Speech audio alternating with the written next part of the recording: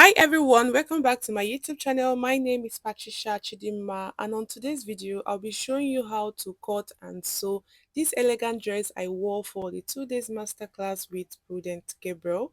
So if this sounds like something you're interested in, ensure to keep on watching till the end, and let's get right into the video.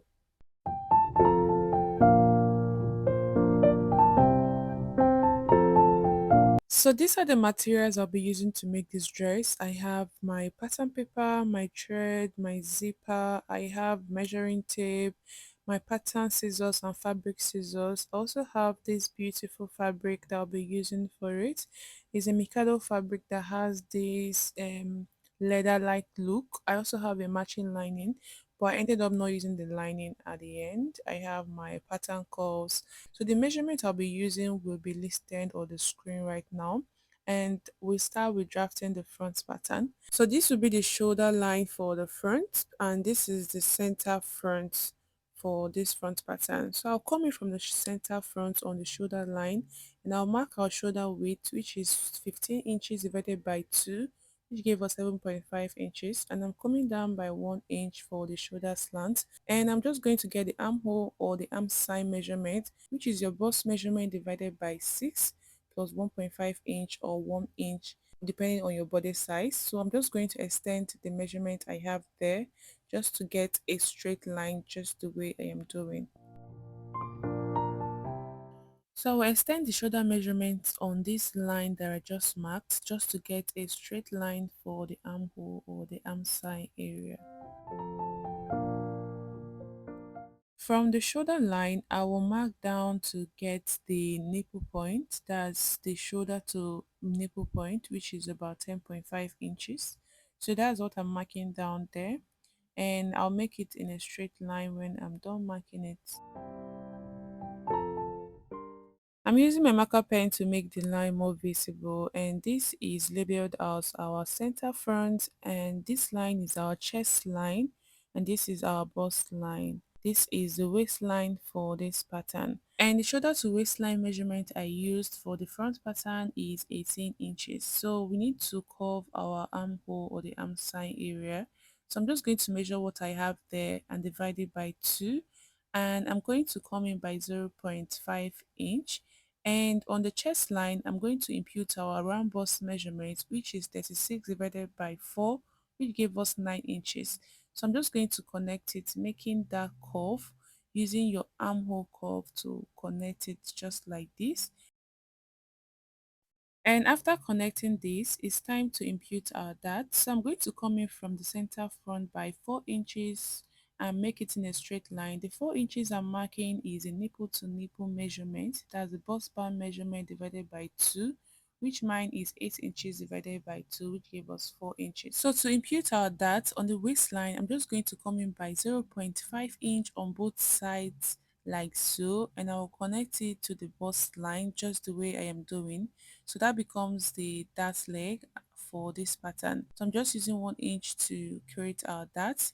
And on the waistline, I'll impute the round waist measurement, which is 28 divided by 4, which gave us 7 inches plus 1 inch dart intake that we did here, which is 8 inches that I marked there. So we'll be using the side bust dart technique for this pattern. So on that side, I'm coming down by 1 inch from the bust line, and I'm connecting it to the nipple point just like this.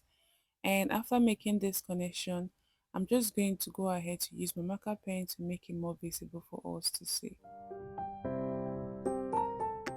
And to mark our neckline measurement, I'm just going to come in from the center front by 5 inches. So you can decide to use 4.5 inches depending on how open you want it to be. But I use 5 inches as the width.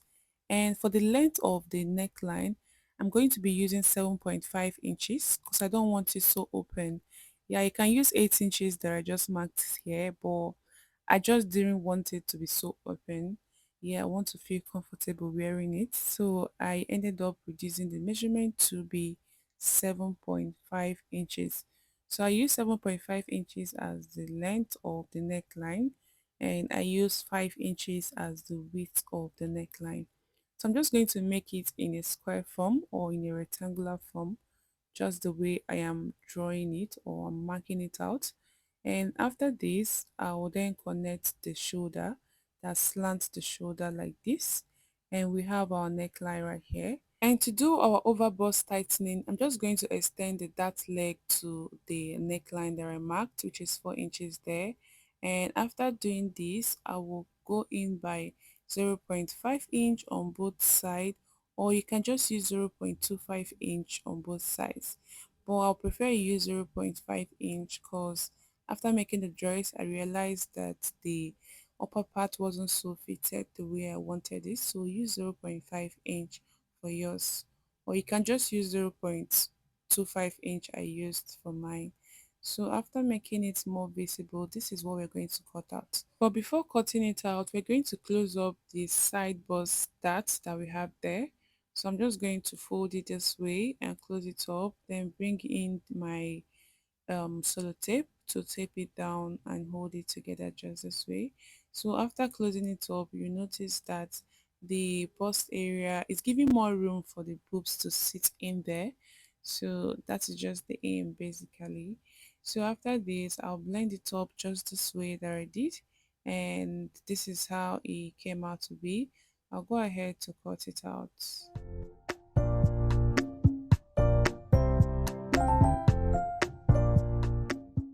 So I went ahead to label the lines again just for tutorial purposes.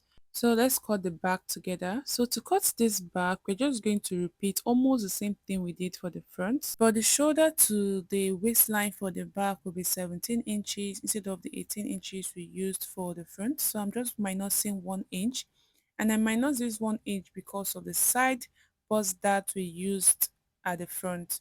So I'm coming in from the center back to get the shoulder line measurement, and I'm coming down by 1 inch and then mark our armhole or arm side area, which is 7.5 inch that we got for the front. And I'm just going to extend this measurement just this way and mark it in a straight line.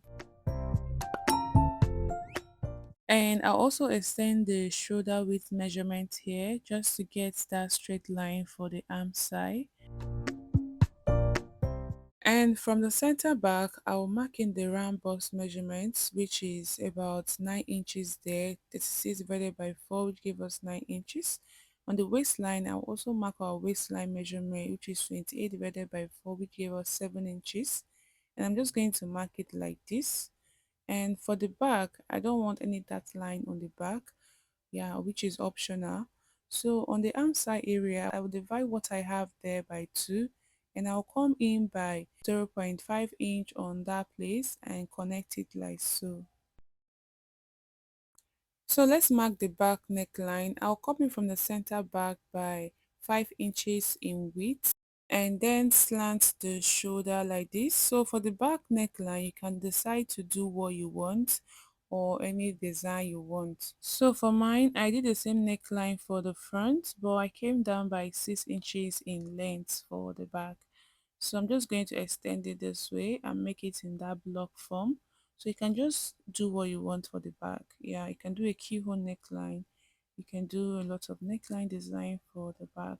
I decided to use the same neckline for the front and the back. So on the waistline, I'm just going to come in by 0.75 inch and slant it to that neckline. This will help our zip to relax better at the back. So this is the center back and this is the side back. And I'll go ahead to add the allowance for the back. I'll be adding about 1 inch allowance on the back and connect it just the way I am doing. So I'll add the allowance for the front while transferring to fabric. So I'll go ahead to cut it out.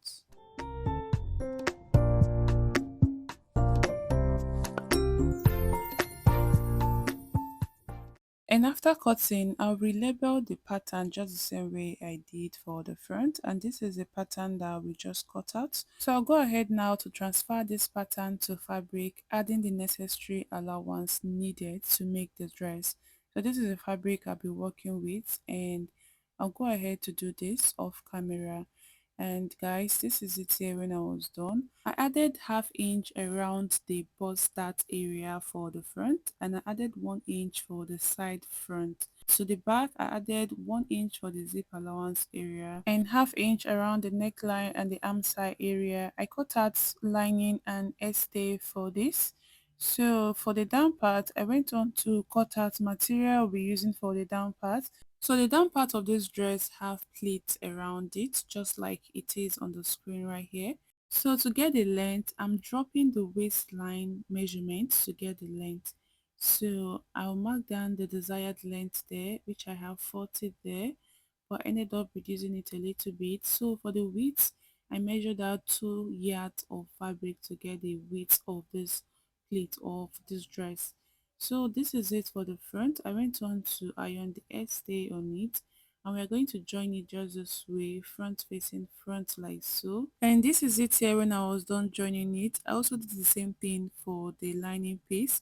So I'm just going to bring in the lining piece, but I didn't use stay for the lining piece, so it won't be too thick. But I use the same fabric I used for the front as the lining. So I'm just going to place it this way and sew along that place using the half-inch allowance we gave, and we're not going to sew any other place, just the neckline for now. And then for the back, I'm just going to bring it in this way and bring in the lining piece as well, and then place it front facing front, that's the right side facing each other, and sew along that neckline. And this is it here when I was done sewing for the front. I went on to top stitch the sides when I was done, and this is how beautiful it looks. So for the back, this is the same thing I did for the back, just the same way I did for the front. All we need to do now is just to join the shoulder area. So I'm just going to place it like so, and then go ahead to use half-inch allowance to join the shoulder. So from the back, I'm just going to fold it like this and use the back to turn the front shoulder just the way I am placing it, and go ahead to sew along that place. So before sewing that, let's cut the sleeve. So I have this fabric folded in two here. I already measured out the length of the sleeve that I want, which is about 23 to 24 inches plus sewing allowance that are added, which made it 25 inches. So let us do our normal freehand sleeve cutting. If you have your pattern for your sleeve, you can go ahead to use it, or I will link a video on it in the description box for you.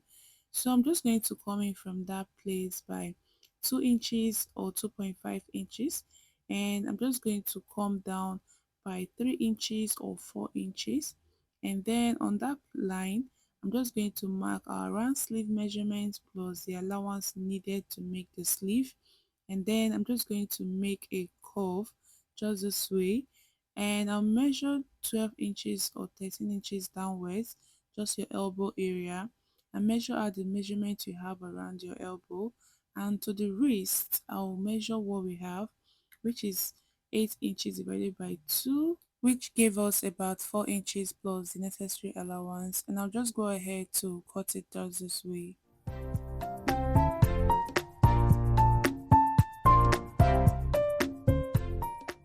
I'll notch this center. It will guide us while joining the sleeve to the dress. And this is the dress here when I was done joining the shoulder area. So we're just going to bring in the sleeve at this point, and then I'm just going to place it this way, the right side facing each other, and on that notched part, I'll place it on the shoulder line and sew to this end and sew to the other end. Same thing I'll do on this other side. Place the notch part on the shoulder line and sew just this way that I'm placing it. And this is it here when I was done joining the sleeve to the dress. This is how neat and beautiful so what we need to do now is to join the sides for this dress. So I'm just going to place it like this, and then go ahead from the sleeve area to join it to the side. Ensure that you're using the necessary allowance for your body size or for your client size to join this. So I'm just going to join the sides this way before going ahead to attach the down bodies to the upper bodies. And this is it here when I was done joining the sides together. This is how neat it looks, and this is the down part of this dress. So I'm just going to get the center and notch it for the down part or for the down bodice, and I'll notch it just this way, and also fold the upper bodice just this way, and go ahead to get the center part and also notch it. So before joining the upper bodice to the down bodice, you can go ahead to do your interlocking, like your weaving for the inseam. And after this, I'm just going to place the notched parts just this way. So we're going to make key split on some designated area. So on this dot line, I'll be making a key split there. On the side joining, I'll make a key split, and to the back, there'll be a key split depending on how big your fabric is. So I pinned the notched part down, and to this other side on the dot line, I pinned it down. So this is how to make the key split. After making that first split, this is how to make the second pleat. You can decide to overlap the case pleats like this to add more fullness, and pin it down just the way I am doing it. And this is just for beginners that don't really know how to make case pleats. And this is how it looks like in front, joined together like so. So I'll go ahead to do it on all of it, and this is the final look when I was done. I also went ahead to do my interlocking or to weave the inside just this way, giving it a neat look at the inside part. So I'll go ahead to add the zip to the dress, and to do this I'm just going to fold it this way, and using the zip allowance I'm just going to stitch it and attach the zip to it. So this is the zip I'm going to be working with here. So I'm just going to mark where the zip will stop. So it's just going to be stopping around that area that I marked down. So from there, sew downwards. Before going ahead to attach the zip, you can go ahead to hem the down part using your hemming gum, and also to the sleeve just this way. So I'll go ahead to do all of this off camera, and I'll show you what the finished look looks like. And guys, this is the dress when I was done fitting the zip and hemming the sleeve area, also to the down part. I use hemming gum for all of those things. So guys, sorry, the steam iron I used splashed some water on the dress. That's why you can see some places are wet.